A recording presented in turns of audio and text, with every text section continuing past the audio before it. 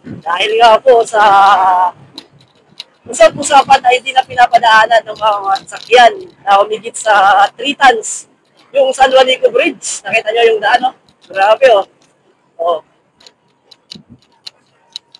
So, inaantay pa raw yung desisyon ng DPWH sa usapang pagtawid sa barge, mga idol. Papansin nyo mula doon sa San Pedro ng Santa Rita o Bicol ay marami na po yung mga sasakyang nakaparada dito.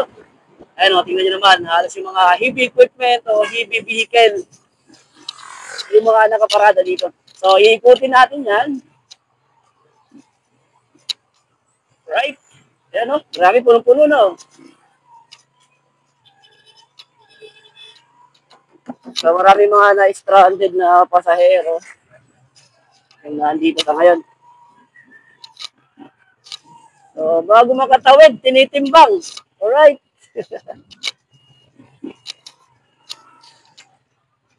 Ayan o.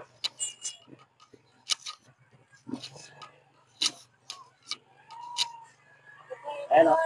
So, dito sa part na to, tinitimbang yung mga sakyan. So, kung mapapansin natin, yung mga bus, bumababa, lumilipat sila ng ibang nasasakyan. Ayan o.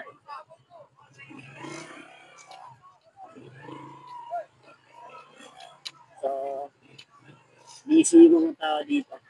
So, dito sa part na ito, tinitimbang yung mga sasakyan bago tumawid kung aabot siya ng 3 tons. So, babalikan natin yung mamaya. Didiretso muna tayo sa kabilang side.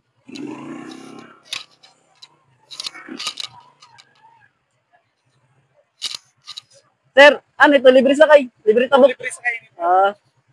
So, may libre sakay pala sa mga ano. Wala, binaba yung bus dito tapos may libre sakay sa kabila.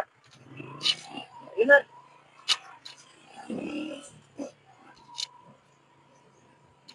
So, sa mga bus na galing ng Eastern Samar, na hindi na talaga pinapatawid, gaya ng makikita natin dito mga bus, ay meron po mga libreng sakay. Ayan o. Ayan, libreng sakay, patawid ng San Juanico. So, titignan natin yung sitwasyon dito sa kabila, tapos babalik tayo. No?